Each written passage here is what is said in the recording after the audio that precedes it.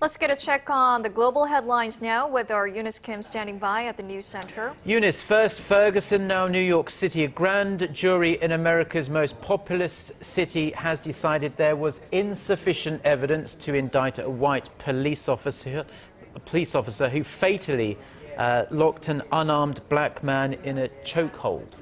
Right, and that confrontation was recorded on video viewed by many online. The case, as you can suspect, has ignited more frustration, more protests, and more discussions about police and race relations in the United States. Shin Se-min has this story.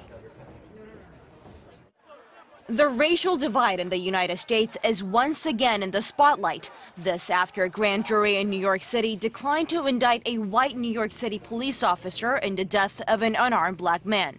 The victim, Garner, was stopped by NYPD officer Daniel Pantaleo on suspicion of selling cigarettes illegally on Staten Island in July. Video of the encounter shows the officer using a chokehold on Garner, a technique that is forbidden under the NYPD's patrol manual. Garner, who had a number of health problems, died minutes later of a heart attack. The decision comes less than 2 weeks after a grand jury in Ferguson, Missouri decided not to indict Officer Darren Wilson in the shooting death of an unarmed black teen, Michael Brown. That case set off weeks of demonstrations, and following the grand jury decision in New York, protests broke out throughout the city. Mr. Garner's death is one of several recent incidents across our great country that have tested the sense of trust that must exist between law enforcement and the communities they are charged to serve and to protect. The Department of Justice plans to open an investigation to determine whether Garner's civil rights were violated. President Obama called for change in the way police interact with the community around them.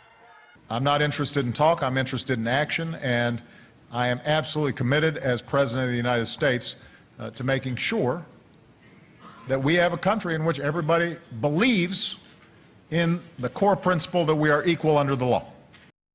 Referring to the recent cases, President Obama told a group of Native American leaders that the decision speaks to the concern on the part of too many minority communities that law enforcement is not working with them. Shin Se-min, Arirang News.